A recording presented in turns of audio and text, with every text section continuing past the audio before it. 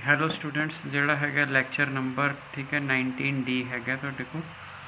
ਤੇ ਜਿਹੜਾ ਹੈਗਾ ਸਪੈਸੀਫਿਕਲੀ BSc ਵਾਲਿਆਂ ਦਾ ਲੈਕਚਰ ਹੈ, ਵਿੱਚ ਕਈ ਲੈਕਚਰ ਕਾਮਨ ਵੀ ਨੇ ਤੁਹਾਡੇ ਕੋਲ ਜਿਹੜੇ +2 ਤੇ BSc ਦੇ ਨੇ, ਬਟ ਇਹ ਸਪੈਸੀਫਿਕਲੀ BSc ਲਈ ਹੈਗਾ ਤੁਹਾਡੇ ਕੋਲ।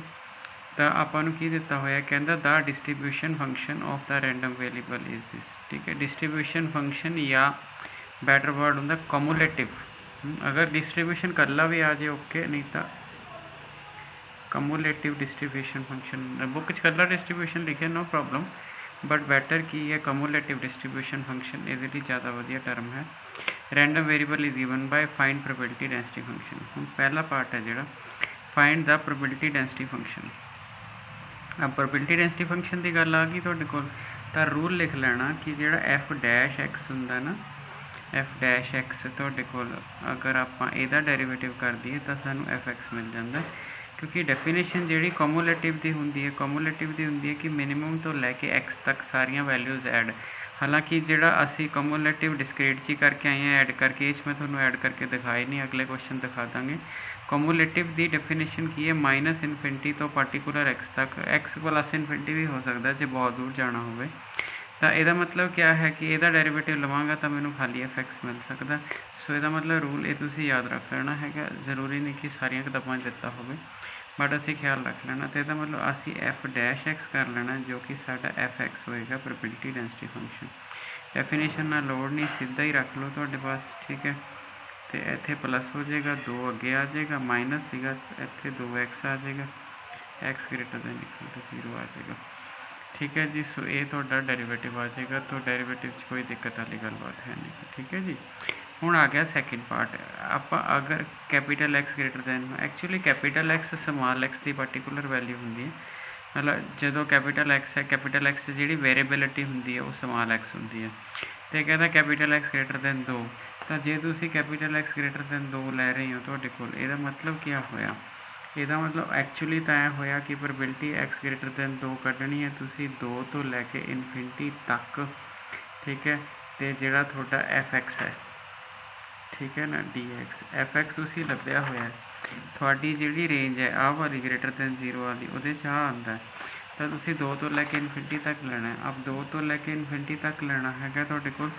तुसी देखो इस पार्ट से ना अपर लिमिट है नहीं कोई, ग्रेटर दैन इक्वल टू 0 है, बट इस करके इनफिनिटी तक ही जाऊगी, अदरवाइज इनफिनिटी पहला मुकाई जा सकती सी।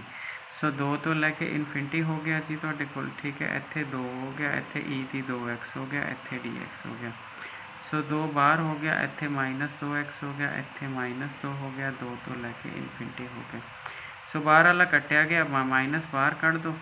ठीक है, इनू आपां ऐदां लिख लैंदे आ, माइनस बाहर कढ़ता 2 कैंसल करता। ठीक है, 2 तो लैके इनफिनिटी। सो इत्थे जो मैं इनफिनिटी भरनी है ई दी पावर इनफिनिटी, हालांकि लिमिट लैके ही भरी दी है तुहाडे कोल, मीनस जे मैं इत्थे इनफिनिटी भरनी हो, इनफिनिटी नंबर नहीं है ना, सो तरीका तो यही है पर सब चला देंगे, limit x approaches to infinity e the power 2x। असली तरीका तो आही है। ठीक है, माइनस तुहाडे पास इत्थे ई दी पावर 2 गुणा 2। सो ई दी 1/इनफिनिटी 0, मतलब इनफिनिटी रख के नहीं भरी जा सकती होंगी, पर थोड़ी बुक से चलेगा तो चलेगा, गल खत्म है तुहाडे पास। बट जोड़ा होंदा ना एक मैथ होंदा, मतलब कोई रूल बनाया हुआ है, कोई अप्रोक्सीमेशन कोई कुछ, तो मैथ ये कहता भी इनफिनिटी चक के ना धरो, क्योंकि infinity is not a number. ठीक है, तो दूजी गल थोड़ी मेरी इनफिनिटी का नहीं पता, मेरी इनफिनिटी होर हो सकती है, थोड़ी इनफिनिटी का मतलब अनंत। मैं कितने तक सोचदा मेरा अनंत है, तुसी कितने तक सोचते हो तुहाडा अनंत है, कुछ नहीं। जिन्हें नहर नहीं देखी वो समुंदर कितों, नहर के पानी नहीं कहूगा बहुत पानी सी, तो जोड़ा रहिंदा ही रोज़ नहर के कंढे नदियों के कंढे, समुंदर में देख के तो कहू, नहर में देख के नहीं कहता। ये मतलब इनफिनिटी अप्रोचिज टू इनफिनिटी मैंने बड़ी वैल्यू, दैन तुसी जोड़ा है ओके। तो यदा मतलब यदा जो आंसर आ जाएगा 1/e दी पावर 4 आ जाएगा। सो ये ख्याल रखना, जे डायरैक्टली भी किया हुआ तुसी दैन ओके है, कोई एड्डी रोले वाली इशू नहीं। ठीक है जी, उस तो बाद जोड़ा है ये तुहाडे कोल अगले स्टैप दे विच उसने की कीता हैगा, अगला स्टैप थोड़ा जिहा कंस्ट्रेंट है, उहदे विच आपां नूं कह रहा हैगा ये प्रोबेबिलिटी जदों थोड़ा एक्स लाइज बिटवीन -3 एंड 4 है। सो -3 एंड 4 एक ना चीज़ इत्थे बिल्कुल तुहाडे कोल पल्ले बन लिओ, मेन चीज़ है जी बाद में आपां जाके कन्फ्यूज़ होइए, क्योंकि MSc यही पेपर मुड़ा आ जाना सानू। तो ਇੱਥੇ ਚਾਹੇ ਇਕੁਅਲ ਪਾਓ ਚਾਹੇ ਨਾ ਪਾਓ, ਹੈ ਨਾ, ਚਾਹੇ ਇਕੁਅਲ ਹੈ ਚਾਹੇ ਸਟ੍ਰਿਕਟ ਹੈ, ਇਹਨੇ ਆਉਣਾ ਲਿਮਟ 'ਚ ਹੀ ਹੈ। ਠੀਕ ਹੈ ਜੀ। ਸੋ ਇਹ ਖਿਆਲ ਰੱਖਣਾ। ਹੁਣ ਇੱਥੇ ਬੱਚਾ ਬੜਾ ਕਨਫਿਊਜ਼ ਹੋ ਜਾਂਦਾ। ਬੱਚਾ ਕਹਿੰਦਾ ਬਈ ਸਰ 3 ਤਾਂ ਇਨਕਲੂਡਡ ਵੀ ਨਹੀਂ ਸੀ, ਦੈਨ ਤੁਸੀਂ 3 ਲੈ ਲਿਆ। ਜੇ ਤੁਸੀਂ ਉਰੇ 3 ਲੈਂਦੇ ਹੋ ਤਾਂ ਇਟ ਮੀਨਸ ਆਲਰੇਡੀ 3 ਤਾਂ ਇਨਕਲੂਡ ਹੋ ਗਿਆ। ਠੀਕ ਹੈ ਜੀ। ਸੋ ਇਹ ਚੱਕਰ ਕੀ ਹੈ ਜੀ, 4 ਤਾਂ ਲੈਣਾ ਸੀ, ਠੀਕ ਹੈ। ਮਤਲਬ ਅਗਰ ਮੈਂ ਆਹ ਚੀਜ਼ ਲਿਖਦਾ ਵਾਂ, ਇਹ ਚੀਜ਼ ਤਾਂ ਇੱਦਾਂ ਇੰਪਲਾਈ ਕਰਦੀ ਹੈ ਨਾ ਵੀ -3 ਔਰ 4 ਦੇ ਵਿੱਚ ਲਾਈ ਕਰਦਾ, ਬਟ ਤੁਹਾਡਾ ਕੁਐਸਚਨ ਸੀਗਾ ਕਿ -3 ਨੂੰ ਛੱਡਣਾ। ਸੋ ਇੱਥੇ ਇੱਕ ਚੀਜ਼ ਆਪਾਂ ਖਿਆਲ ਰੱਖਣੀ ਹੈਗੀ ਹੈ ਤੁਹਾਡੇ ਕੋਲ। ਹਾਲਾਂਕਿ ਕੁਐਸਚਨ ਕਹਿ ਰਿਹਾ -3 ਇਨਕਲੂਡਡ ਨਹੀਂ, ਉਹ 'ਚ ਇੰਟੀਗ੍ਰੇਸ਼ਨ ਸਾਡੇ ਕੋਲ ਕੋਈ ਫਾਰਮੂਲਾ ਨਹੀਂ ਕਿ ਇਹਨੂੰ ਛੱਡ ਸਕੀਏ। ਹਾਂਜੀ, ਹੁਣ ਵੱਧ ਤੋਂ ਵੱਧ ਇਹ ਹੋ ਸਕਦਾ -3 'ਤੇ ਕੁਐਸਚਨ ਨਾਟ ਡਿਫਾਈਨਡ ਹੁੰਦਾ ਹੋਵੇ, -3 ਡਿਸਕੰਟੀਨਿਊਟੀ ਕ੍ਰੀਏਟ ਕਰਦਾ ਹੋਵੇ। ਇਹ ਪੋਸੀਬਿਲਿਟੀ ਹੈ ਕਿ -3 ਕ੍ਰੀਏਟ ਡਿਸਕੰਟੀਨਿਊਟੀ, ਬਟ ਰਾਈਮਨ ਦੇ ਵਿੱਚ ਨਾ ਸਾਡੇ ਕੋਲ ਇੱਕ ਪ੍ਰੋਪਰਟੀ ਹੈ ਕਿ ਅਗਰ ਫਾਈਨਾਈਟ ਪੁਆਇੰਟ ਆਫ ਡਿਸਕੰਟੀਨਿਊਟੀ ਹੋਣ ਤਾਂ ਸਾਡੀ ਰਾਈਮਨ ਇੰਟੀਗ੍ਰੇਸ਼ਨ ਐਗਜ਼ਿਸਟ ਕਰਦੀ ਹੈ। ਇਸ ਕਰਕੇ ਉਹਨੇ ਚਾਹੇ ਕਿਹਾ ਨਹੀਂ 3, ਉਰੇ ਆਪਾਂ 3 ਲੈ ਲਿਆ, ਇਸ 3 ਨੇ ਕੁਐਸਚਨ ਵਿੱਚ ਕੋਈ ਫਰਕ ਨਹੀਂ ਪਾਉਣਾ, ਤਾਂ ਆਪਾਂ ਖਿਆਲ ਰੱਖਣਾ। ਹੁਣ ਆਪਾਂ 0 ਤੋਂ ਉੱਤੇ ਡਿਫਾਈਨ ਕੀਤਾ ਹੋਇਆ ਫੰਕਸ਼ਨ, ਇਹਦਾ ਮਤਲਬ ਤੁਹਾਨੂੰ ਫੰਕਸ਼ਨ ਨੂੰ ਤੋੜਨਾ ਪੈਣਾ। -3 ਤੋਂ 0 ਤੁਹਾਡਾ ਕੁਐਸਚਨ 0 ਹੀ ਹੈ। ਹੁਣ 0 ਤੋਂ 4 f(x) dx ਤੁਸੀਂ ਕਰਨਾ ਹੈ। ਸੋ 0 ਤੋਂ 4 f(x) ਦੀ ਤੁਸੀਂ ਵੈਲਿਊ ਡਾਲ ਦੇਣੀ ਹੈ, 2 ਟਾਈਮਸ e⁻²x। ਸੋ ਮੇਰਾ ਖਿਆਲ ਹੈ ਇਹ ਹਰ ਬੱਚਾ ਕੈਲਕੂਲੇਟ ਕਰ ਸਕਦਾ। ਆਨਸਰ ਜਿਹੜਾ ਹੈਗਾ ਇਹਦਾ 1 - e⁻8 ਹੈ। ਸੋ ਤੁਸੀਂ ਆਰਾਮ ਨਾਲ ਇਹਨੂੰ ਕਰ ਲਓਗੇ ਤੁਹਾਡੇ ਕੋਲ। ਠੀਕ ਹੈ ਜੀ। ਸੋ ਇਹ ਤੁਹਾਡਾ ਕੁਐਸਚਨ ਹੋਊਗਾ। ਠੀਕ ਹੋ ਗਿਆ ਜੀ। ਸੋ ਮੇਰਾ ਖਿਆਲ ਹੈ ਤੁਹਾਡੇ ਪਾਸ ਤੁਸੀਂ ਕੁਐਸਚਨ ਸਮਝ ਗਏ ਅਤੇ ਸਾਰੀਆਂ ਜਿਹੜੇ ਪ੍ਰੋਜ਼ ਐਂਡ ਕੌਨਸ ਨੇ ਇਸ ਕੁਐਸਚਨ 'ਤੇ ਤੁਹਾਨੂੰ ਪਤਾ ਲੱਗ ਗਏ ਹੋਣਗੇ। ਆਪਾਂ ਨੈਕਸਟ ਕੁਐਸਚਨ ਥੋੜ੍ਹਾ ਜਿਹਾ ਹੋਰ ਬੜਾ ਹੈ, ਉਹ ਆਪਾਂ ਕਰਦੇ ਹਾਂ ਤੁਹਾਡੇ ਕੋਲ। ਤਾਂ ਉਹਦੇ ਵਿੱਚ ਕੀ ਹੈ ਤੁਹਾਡੇ ਪਾਸ, ਕਹਿੰਦਾ ਡਾਇਆਮੀਟਰ ਆਫ ਇਲੈਕਟ੍ਰਿਕ ਕੇਬਲ, ਠੀਕ ਹੈ, is assume to be continuous random variable. ਜੇ ਨਹੀਂ ਵੀ ਕਰੋਗੇ ਨਾ ਇੱਥੋਂ ਪਤਾ ਲੱਗ ਜਾਂਦਾ ਵੀ ਕੰਟੀਨਿਊਸ ਹੈ।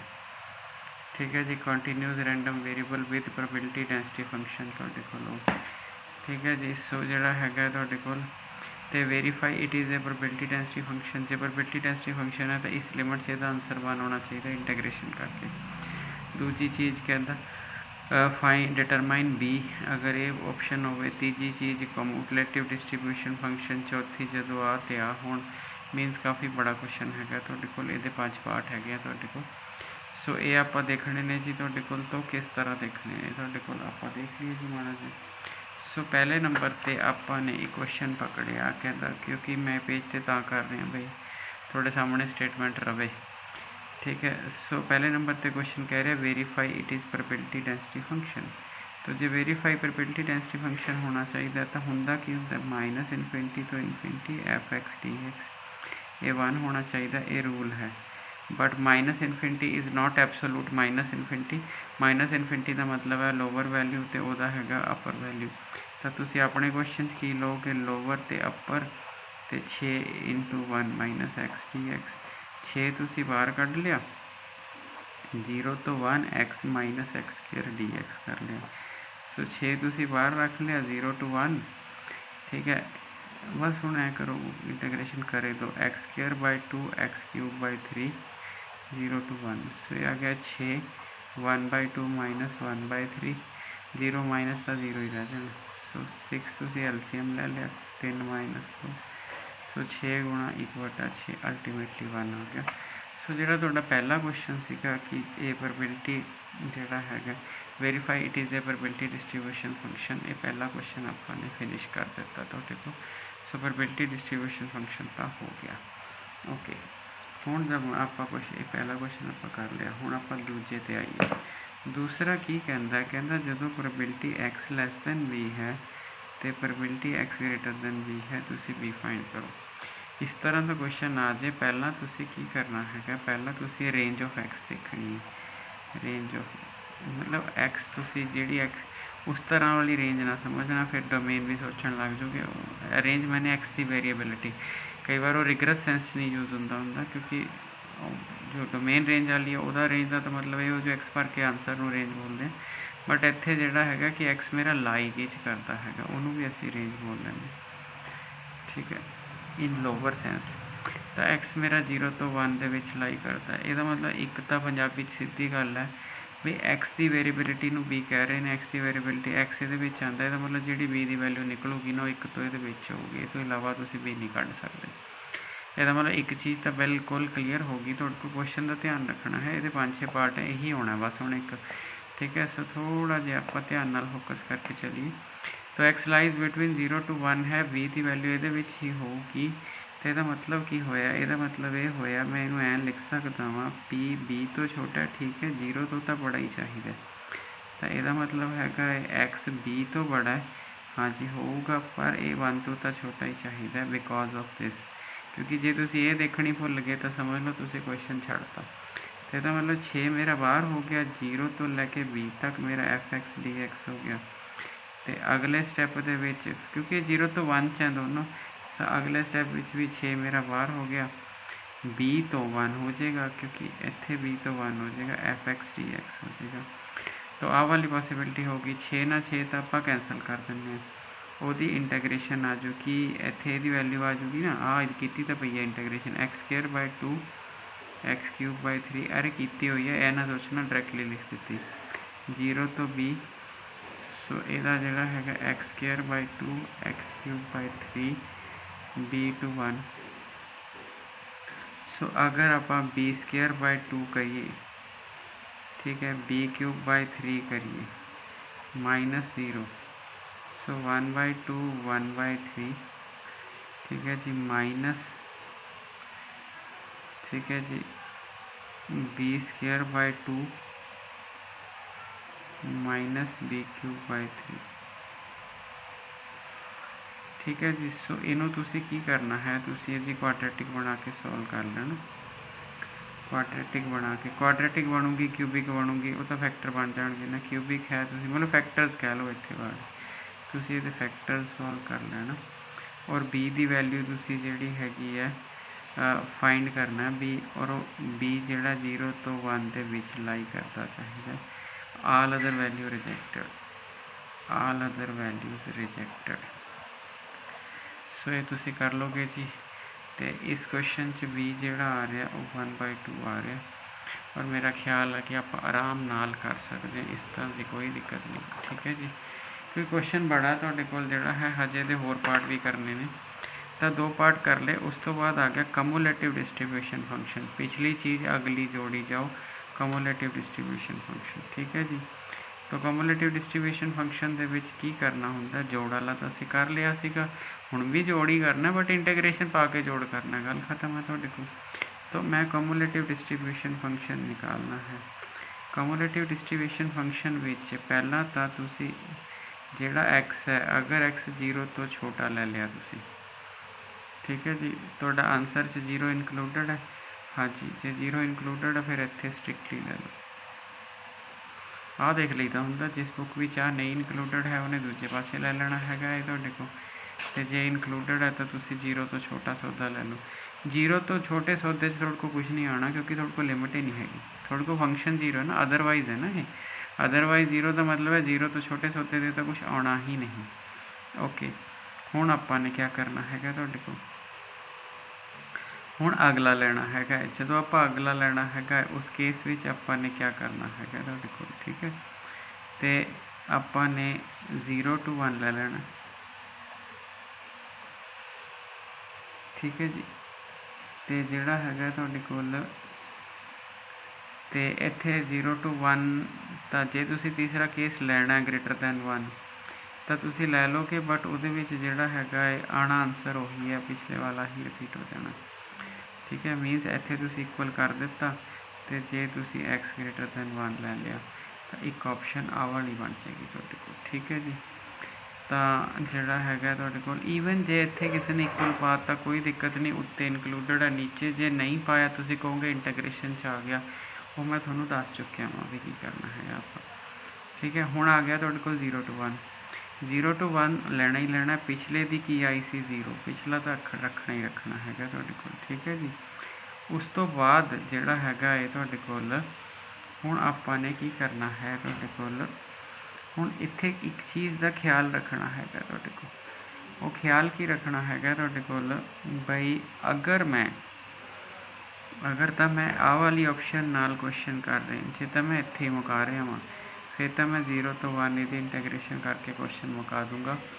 मतलब ਤੁਹਾਨੂੰ दो तरह दी किताबों दो तरह नाल क्वेश्चन किया मिलूगा। सो थोड़ा जिहा आपां उस चीज़ पर फोकस करना भी आपां क्वेश्चन जिहड़ा हैगा किद्दां करना हैगा। मतलब अगर तुहानूं AX ग्रेटर दैन का केस अलग तो बना के दिता होया ग्रेटर दैन इक्वल पा देना इत्थे रेस्ट कर लो। चलो इत्थे छड्डिया इत्थे लिया इत्थे छड्डिया इत्थे लिया फिर तो 1 इनकलूडड नहीं गा। हालांकि 1 ना भी इनकलूडड हो इंटीग्रेशन लै लैंदी है बट फिर भी अगले केस जाके असी एब्सोलूटनैस देवांगे। तो इस केस च पिछले का आंसर 0 पा लेना जी। उस तो बाद तुसी 0 तो शुरू होना हैगा तुहाडे कोल तुसी x तक जाना है 1 तक नहीं जाना है। x तक जाना है तो उत्थे थोड़ा जिहड़ा आंसर होएगा उरे तुसी वेरीएबल चेंज करके लिख लेना। जे नहीं भी चेंज करके लिखोगे तो कोई रोले वाली गल नहीं। फॉर कन्वीनियंस है तुहाडियां किताबां दे विच चेंज करके लिखिया हुंदा हैगा इस करके मैं चेंज करके लिख दिंदा वां तुहाडे कोल बट इन्ना कोई रोले वाली गलबात है नहीं गी तुहाडे कोल। ठीक है सो जिहड़ा हैगा तुहाडे कोल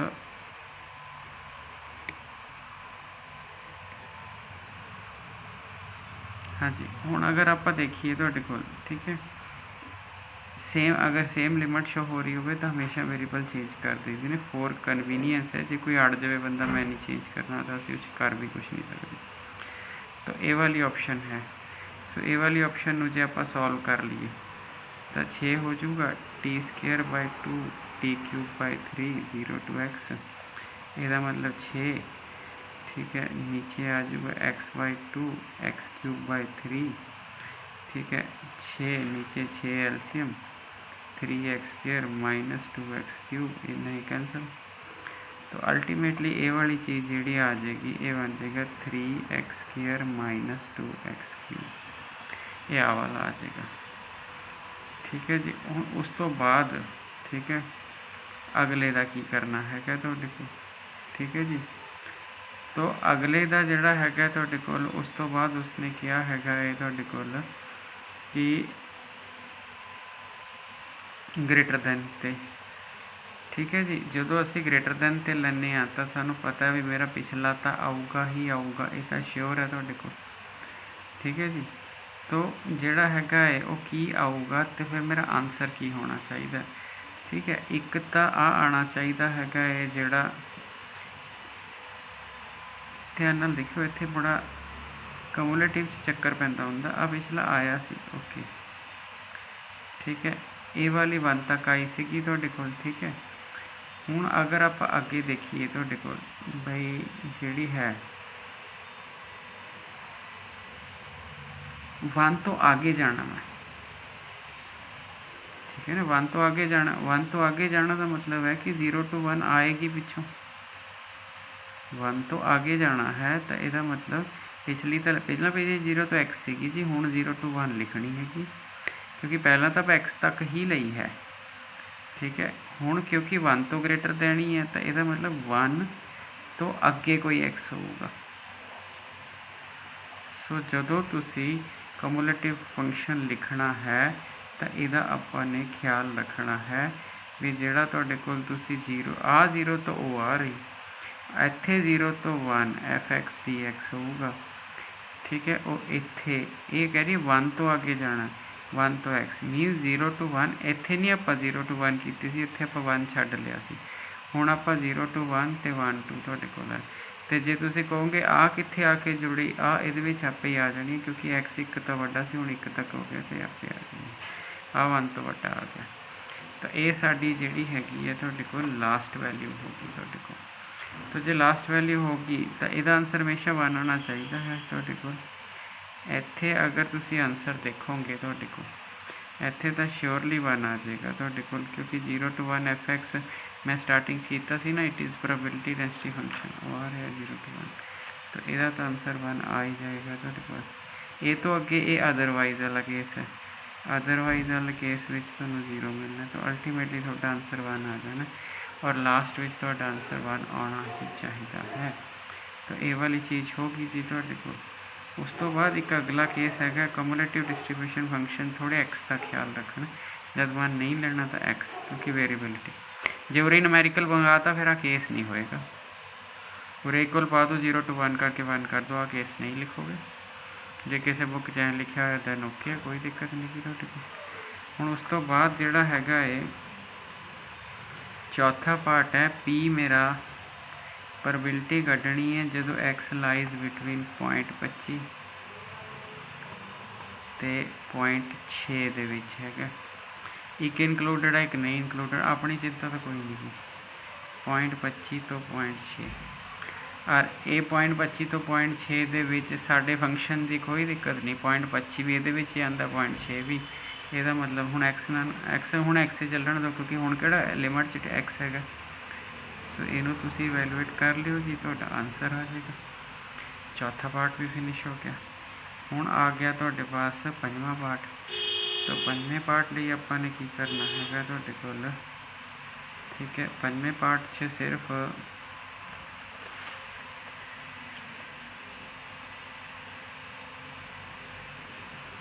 ਕੰਡੀਸ਼ਨਲ ਪ੍ਰੋਬੇਬਿਲਿਟੀ ਦੀ ਡੈਫੀਨੇਸ਼ਨ ਲੈਣੀ ਹੈ ਤੁਹਾਡੇ ਕੋਲ।